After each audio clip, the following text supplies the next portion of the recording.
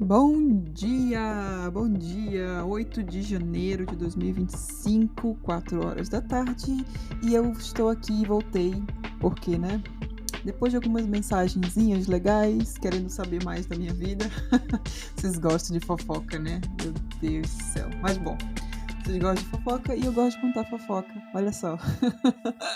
Fofoca da minha vida, tá? Então, eu vou aqui, cheguei aqui com o segundo episódio do podcast. Recebi bastante reações positivas, feedback positivos nas demais plataformas. E eu queria muito agradecer a vocês pelo carinho e por terem aí escutado um pouco dos meus perrengues. Mas se você acha que os perrengues acabaram, você está muito enganado. Eu vou aqui contar um pouco de uma história do que aconteceu comigo, e o episódio vai ser o dia em que me tranquei fora de casa. Uhum, isso mesmo que você ouviu. Eu consegui fazer essa proeza de me trancar do lado de fora. Sem celular, sem chave, sem nada. Então, fica aí. Coloca o seu fone de ouvido enquanto você limpa a sua casa, enquanto você está aí na sua bicicleta, indo para o trabalho, indo para a escola, e vem comigo para saber desse perrengue, mais um perrengue. Bom, eu quero começar hoje contando para vocês sobre os meus primeiros dias aqui, tá bom? Então, como eu falei para vocês, eu cheguei aqui na segunda semana de novembro de 2012, no dia 11. Eu nunca vou esquecer esse dia. E por que eu nunca vou esquecer esse dia? Porque esse dia aqui na Bélgica, como é que chama? Jesus. Ai, meu Deus. É um dia de feriado. Feriado, isso. É um feriado. Então, não tem como eu esquecer esse dia, né? Então, cheguei aqui, eu fui apresentada primeiro aos pais, né? Eles já estavam lá no aeroporto me esperando junto com meu esposo. E foram pessoas muito carinhosas, muito maravilhosas, me receberam assim de braços abertos. Foi assim, eu me senti em casa, entre aspas, né? Porque, claro, mas me fizeram sentir em casa, vou colocar dessa forma. E cheguei, cara, eu vou falar isso aqui, só quem viveu um relacionamento à distância vai entender o que eu tô dizendo. Bom, eu já tinha visto meu esposo antes, claro, né? Não era a primeira vez que eu o via pessoalmente, mas entrar na casa dele, entrar naquele cenário que eu sempre via quando a gente estava se ligando, porque naquela época se ligava muito por Skype. Hoje em dia eu não sei se o Skype ainda existe, se as pessoas ainda usam, mas entrar naquela casa, sabe? A casa dele era linda, era uma casa assim muito, muito. Ele tinha muito gosto, assim, um bom gosto para decoração. Então a casa era toda, sabe, chicosa, muito bonita a casa. Então, ele, né, tinha que trabalhar, ele saía para o trabalho e eu ficava em casa. E aí eu queria, deixa eu só ver aqui, tem alguém chamando. Então, eu ficava em casa, claro, não tinha o que fazer, ficava em casa. E nessas primeiras semanas, nesses primeiros dias, foi mais assim, né? Visitar a família, me apresentar, né, para a família dele, para os amigos. Aí, guardem essa informação, que ele morava em Capellen, que é uma cidade aqui na região de Antuérpia, na província de Antuérpia. E em Capellen morava também amigos dele, né? Na mesma cidade e tudo. Só que vocês sabem, né? A gente chega aqui, a gente não conhece nada. A gente não sabe sair na rua e ir até o centro da cidade, né? Então, foi assim, os primeiros dias foram mais isso, visitar parentes, visitar família. E aí eu conheci os amigos dele, que eram como família para ele, né? Moravam também na mesma cidade. Foi muito legal, muito bacana. Falavam inglês também, então isso ajudou bastante. E tive ali uma conexão boa a princípio. Também conheci o vizinho, né, que morava ao lado da casa, né, um senhorzinho que, sabe assim, era um senhor muito, assim, ele não era velhinho, acho que ele devia ter uns 60 anos, então ainda era um jovem senhor, digamos assim, né? Ele tinha uma história de vida muito triste. Ele tinha o filho dele. Olha só, essa história é parecida com o Brasil, sabe? O filho dele morreu de atropelamento. E porque esse cara que atropelou o filho dele tinha muito dinheiro, um cara muito poderoso aqui na Bélgica, ele não foi preso e ficou por isso mesmo, né? Então, é uma história de vida muito triste, e ele tinha muito problema com bebida e tudo, mas ele era uma pessoa maravilhosa, sabe? Muito. Sempre que ele me via, ele tentava falar comigo com o inglês dele, muito limitado, mas tentava. Muito legalzinho, um vizinho. E, bom, ele é importante para essa história também. Ele era. Sabe aquele senhorzinho que, sei lá, ele é muito típico, assim, sabe, cabelos grandes, assim, cacheados, assim, meio hippie, meio. Eu não sei, eu acredito que ele seja aquele típico. Ele me lembrava muito aquele estereotipo de americano, redneck, sabe? Que eles chamam. Redneck, eu acho que deve ser caipira em português, mas não é bem caipira, mas é aquele americano, sabe? É, sei lá, que tem uma espingarda em casa. Esse tipo assim, sabe? E ele dirigia um Jeep muito antigo, muito bonito, na verdade. Eu gosto desse tipo de carro, né? Então eu achava bonito um Jeep daqueles antigos, e sempre que ele passava na frente de casa, eu ouvia ele chegar, né? Porque era o vizinho que morava ao lado. Então, muito legal esse vizinho. Infelizmente, né, ele não está mais entre nós, mas eu tenho, até hoje, assim, sempre lembro dele com muito carinho. Voltando à história, né? Não vou aqui. Por que eu falei essas informações? Porque essas informações, né, de como foi nos primeiros dias e eu conhecer esse vizinho são importantes para a história que eu vou contar. Então, minha gente, o dia que eu me tranquei fora de casa, meu marido saía para trabalhar, né? Na época, o meu noivo saía para trabalhar e eu ficava em casa. Então, o que você faz quando você está em casa, né? Você não conhece a cidade, eu não podia sair. Hoje, pensando, eu poderia talvez caminhar, né, na vizinhança, mas eu tinha muito medo. Na época eu tinha medo porque eu não falava a língua, e eu ficava pensando, se eu for caminhar e eu me perder, como é que eu vou achar o caminho de volta para casa, né? Então, naquela época também eu não tinha muita noção de que muitos belgas falam inglês, nem que seja pouquíssimo inglês, muitos belgas falam. Eu não tinha muito essa noção, então eu ficava com muito medo e acabava ficando muito dentro de casa. E eu comecei a limpar a casa dele, né? Organizar um pouco mais, dar um toque mais pessoal, digamos assim, né? E aí um dia eu falei, quer saber? Eu vou limpar as janelas. Ele tinha várias janelas com o vidro bem grande e tudo. Eu falei, quer saber? Eu vou limpar as janelas. Peguei meu balde, peguei minha esponja.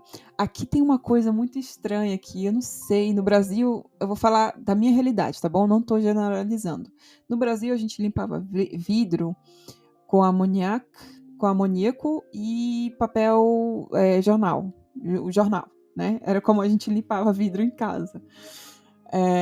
Mas aqui não, tinha um produto específico para vidro, e tinha uma esponja específica para vidro. Tinha também. E tinha tipo. Eu acho que é uma pele de algum animal, eu não sei dizer, minha gente, mas é uma pele de algum animal que eles usam para limpar a janela, que é um negócio assim amarelo, um paninho amarelo. Quem mora aqui sabe do que eu tô falando. Então, eu peguei tudo isso, né? Perguntei para ele como é que limpava a janela, que eu queria limpar no dia seguinte. Ele me explicou. E então eu fui limpar a janela. Só que o que eu não sabia, isso eu aprendi da pior forma possível, para vocês que moram no Brasil, para vocês que não moram aqui fora,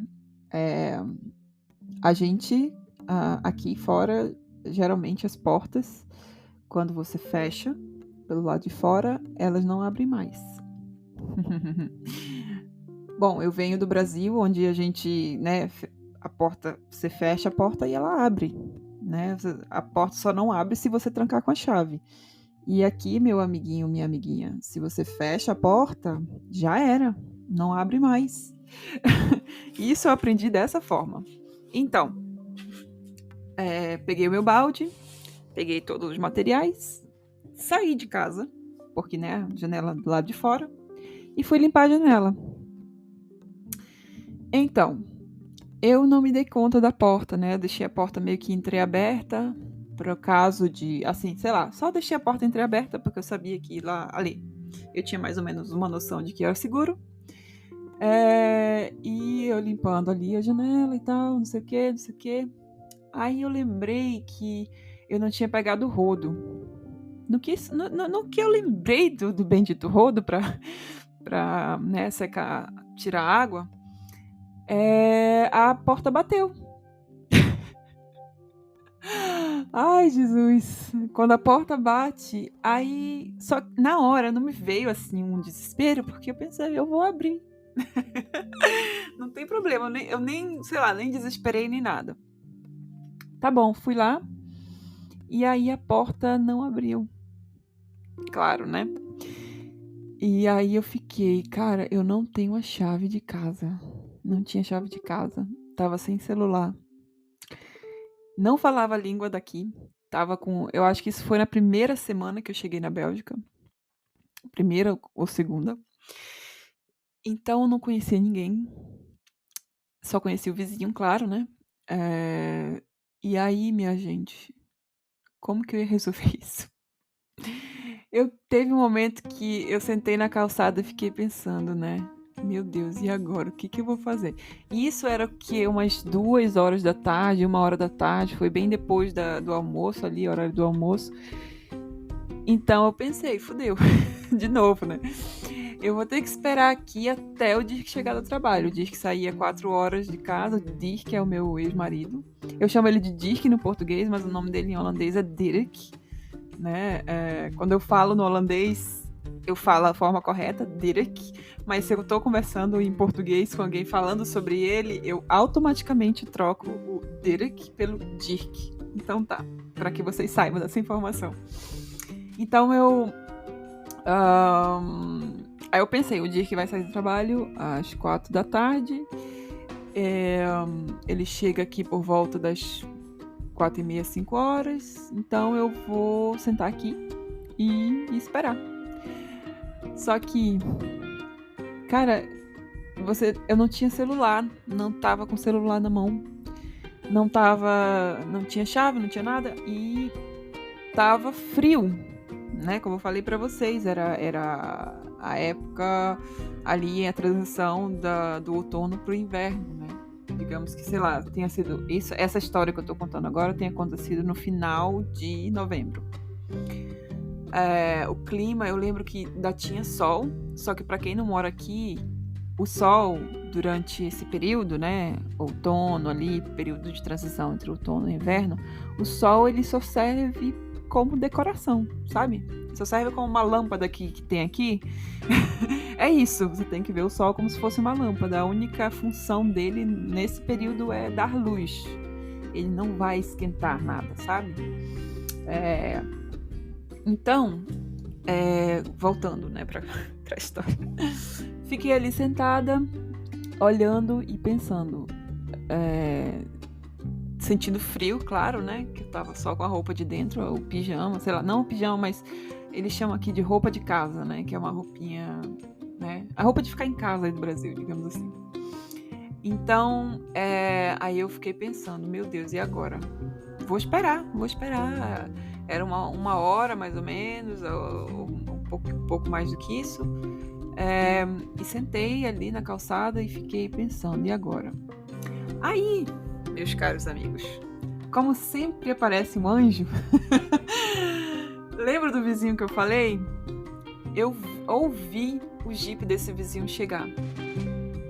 Ouvi o jipe do vizinho chegar e quando eu ouvi o jipe dele chegar, meu coração bateu forte. E aquilo ali, nossa senhora, eu fiquei muito feliz, muito, muito, muito, muito, muito feliz. Pronto, chegou a minha salvação. Porque eu fiquei pensando, né? O vizinho deve ter o número do Dirk, eu posso ligar pro Dirk e falar para ele o que aconteceu e, né? E conseguir aqui, sei lá, fazer alguma coisa e tal, não sei. Ir para casa dos pais dele, que era uma opção na época, né? Eu podia muito bem ir para casa dos pais do Dirk, porque eles moravam acho que 1 quilômetro, mais ou menos, 2 quilômetros 2 quilômetros mais ou menos de onde ele morava. Só que eu não tinha ideia de como chegar lá.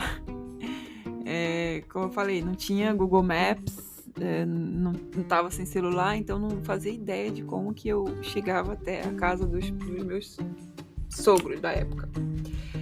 Tá, aí esse vizinho, eu falei pra ele, vizinho, eu me tranquei, o vizinho começou a rir. Primeiro ele riu, mas ele riu tanto que eu fiquei constrangida, porque eu pensei, ele não vai me ajudar, ele vai ficar rindo da minha cara e não vai me ajudar. E aí eu lembro que ele foi muito, né, riu pra caramba de mim, debochou de mim e tal. Muito engraçado. Hoje eu acho que eu faria a mesma coisa, sei lá. Então, ele ligou pro Dirk, né, eu pedi pra ele ligar, e uma coisa que eu tenho é uma memória boa, no caso de naquela época, hoje em dia não mais, né, a gente não faz mais isso, mas naquela época eu gravava o número das pessoas na cabeça, né, então eu tinha, apesar de eu não ter o meu celular, eu tinha o número do Dirk gravado na minha cabeça. Então eu sabia qual era o número dele para ligar. Então o vizinho ligou pro Dirk e falou, olha, tua noiva tá aqui trancada lá de fora. E eu sei que eu falei, e agora? O que a gente vai fazer, né? Os pais do Dirk não estavam em casa. E o Dirk falou, bom, eu vou ligar para os meus amigos, né, que eu já falei, conheci uns amigos dele, muito legais, eles gostaram, né, a gente teve uma conexão legal no início, então o Dirk falou, pede para ele te levar para casa desses vizinhos, né, eu vou pedir, na verdade, para ele te levar para casa desses amigos. Então, a minha salvação foi esse vizinho, que acabou me levando, ele me levou para casa desses amigos do Dirk, e depois depois do trabalho, o Dirk foi me buscar na casa desses amigos dele. Então, essa foi a solução. Como vocês perceberam, mais uma vez eu tive um anjo na minha vida que, né, de certa forma me ajudou. Então esse foi o perrengue de hoje, o dia que eu me tranquei do lado de fora. E eu queria também dar alguns exemplos de como eu me senti nos primeiros dias, né? Depois que eu cheguei aqui. Eu lembro que uma das coisas que eu fazia muito aqui, quando eu cheguei, como estava, né, transição ali, outono e inverno, aí depois no inverno, eu adorava soprar. Parece bobo, né, minha gente? Mas eu adorava soprar assim, pra ver a fumacinha saindo da minha boca. Vocês acreditam nisso?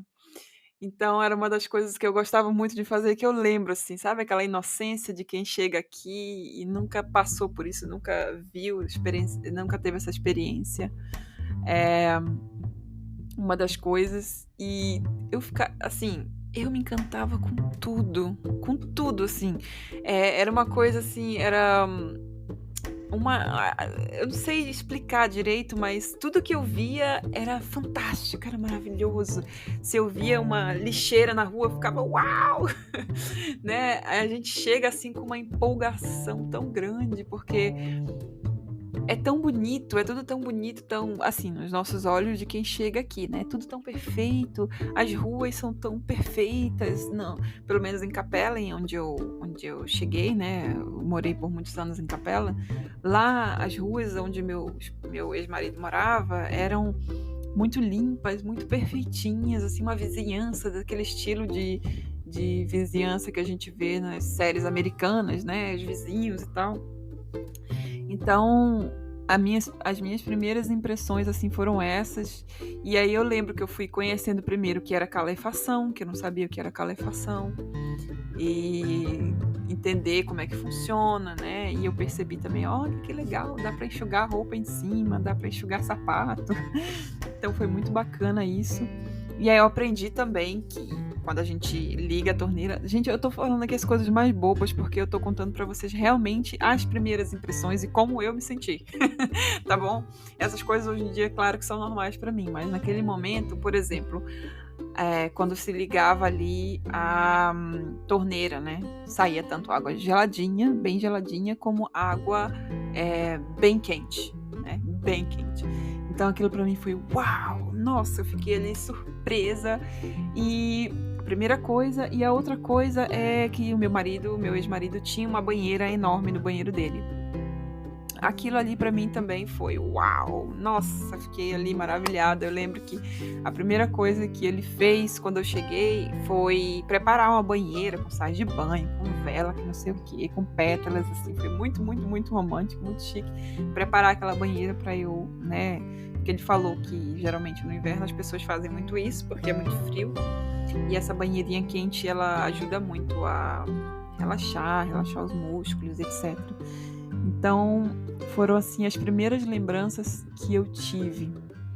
E também as paisagens aqui, né? Para quem conhece a região de Capellen, Kalmthout, essa região norte de Antuérpia, sabe que é muito lindo. É realmente muito bonito. E eu lembro que eu me emocionava de olhar as paisagens, sabe? Era uma coisa surreal. Parecia, para mim, na época, parecia um sonho. Eu não estava acreditando naquilo.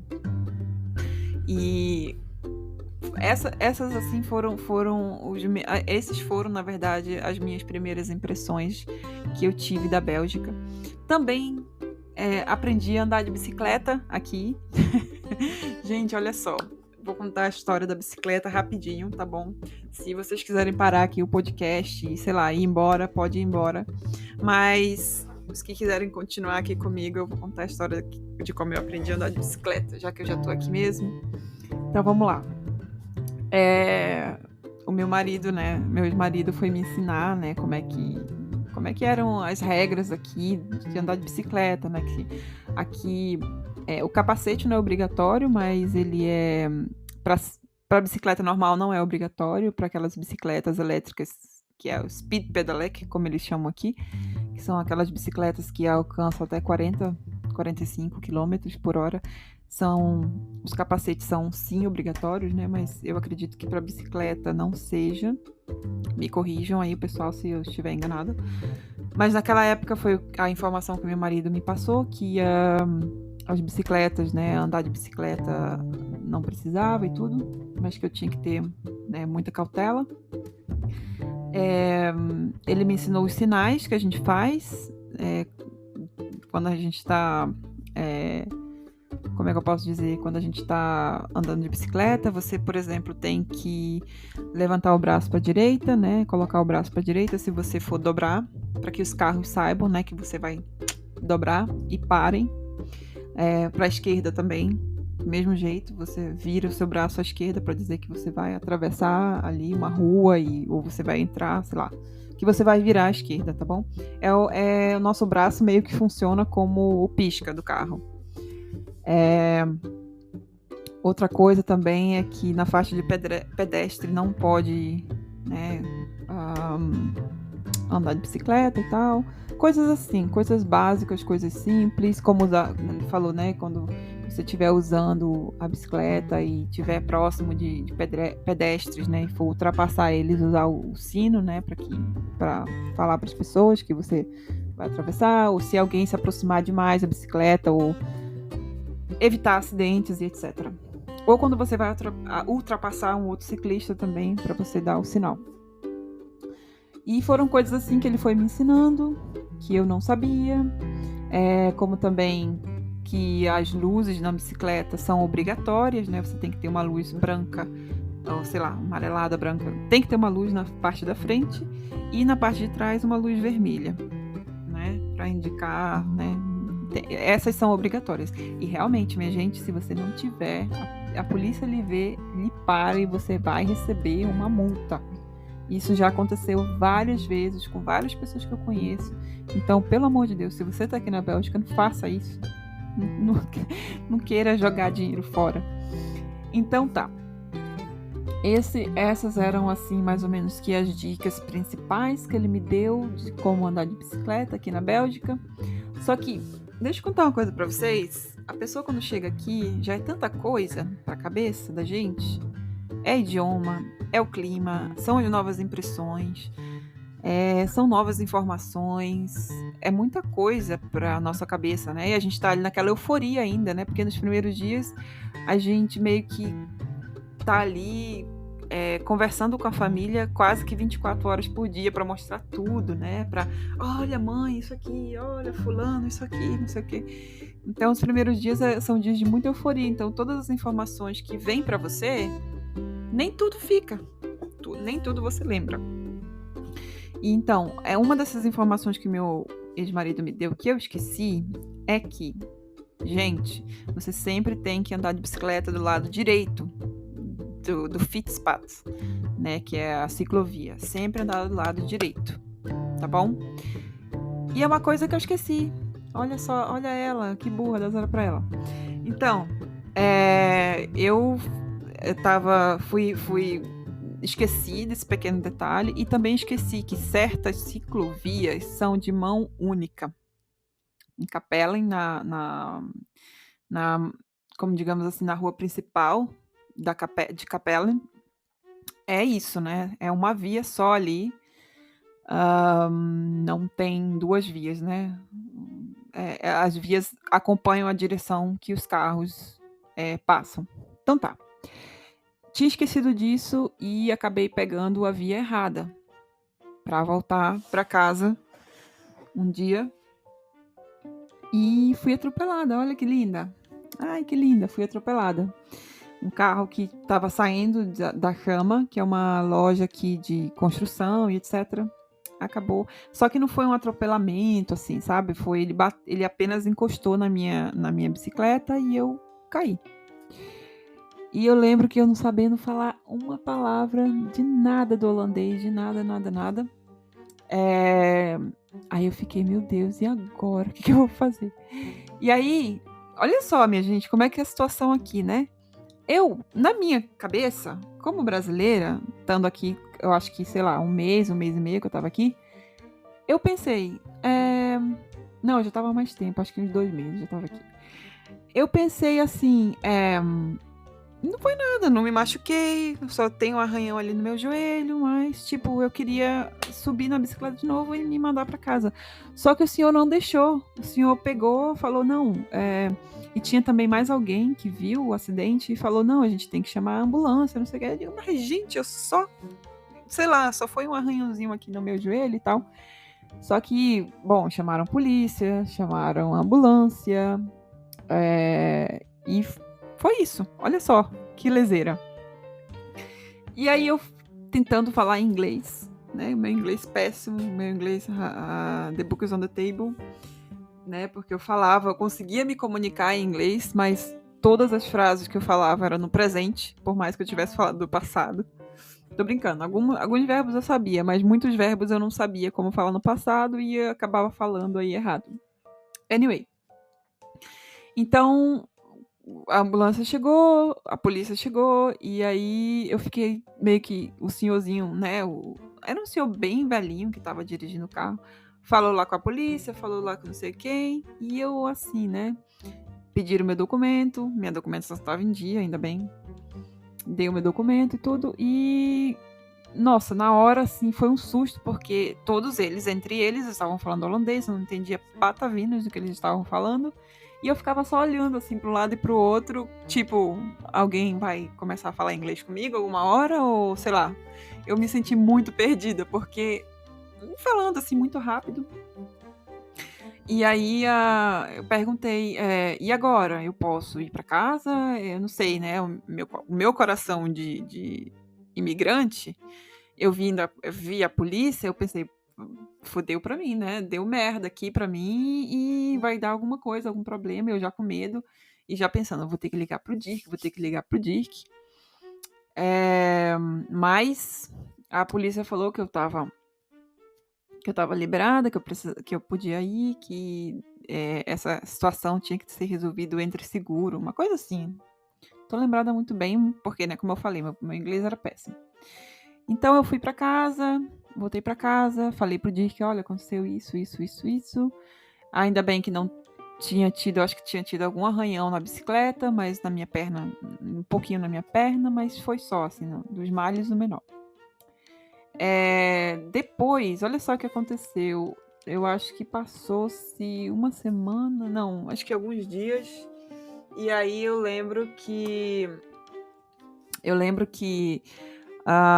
chegou umas flores lindas assim.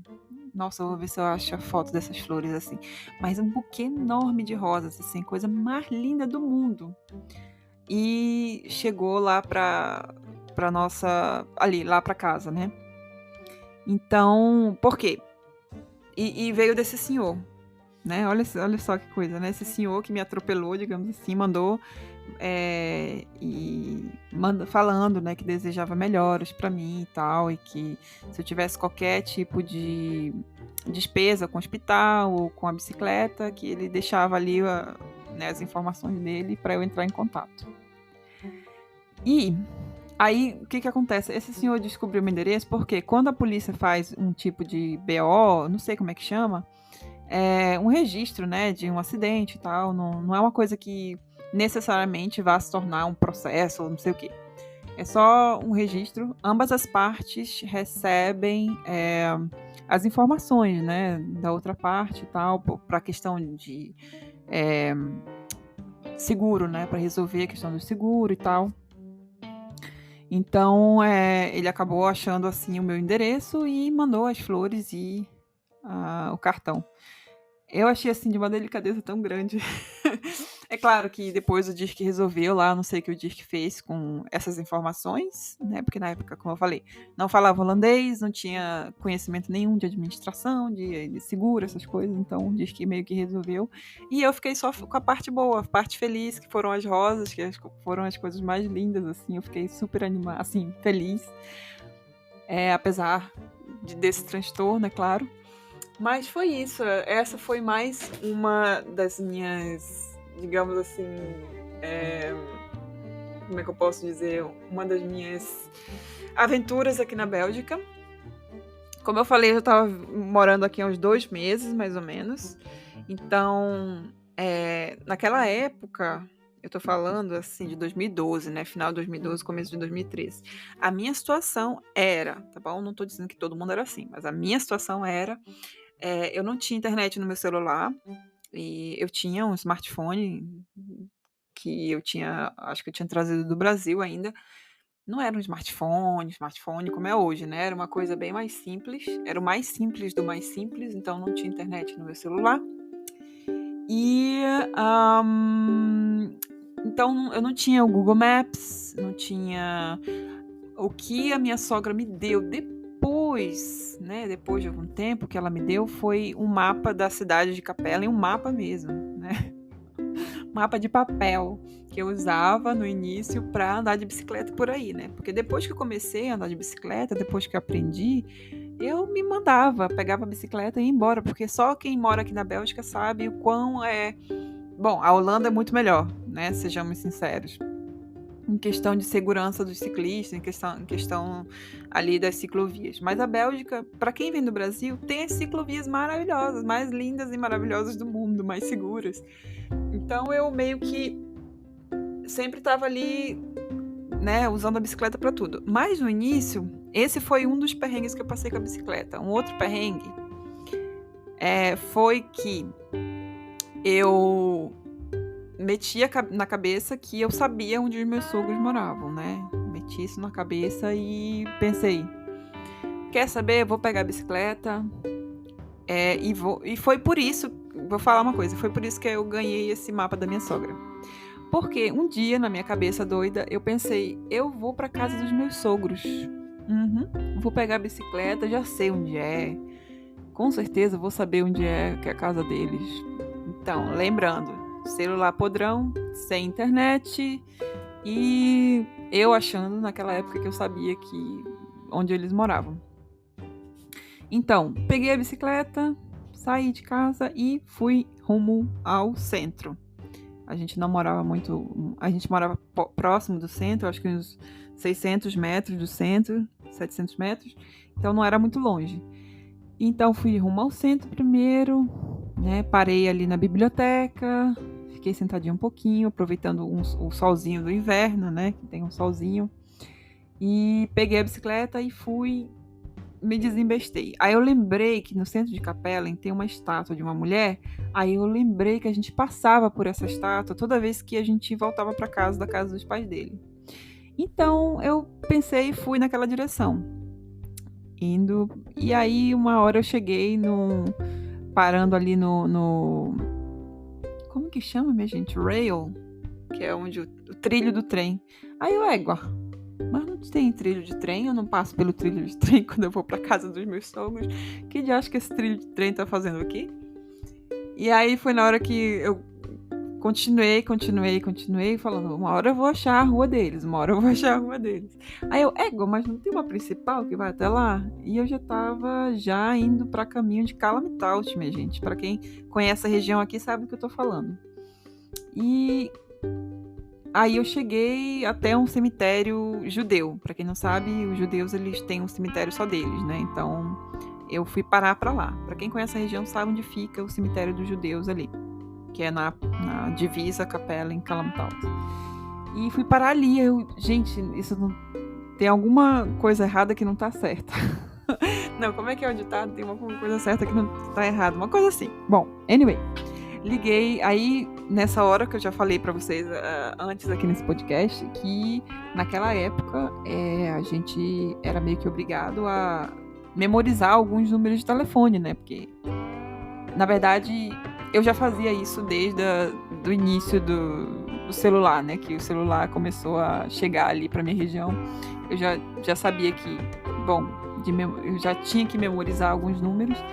E como eu sabia o número do meu marido de cor, então liguei pra ele. E aí ele...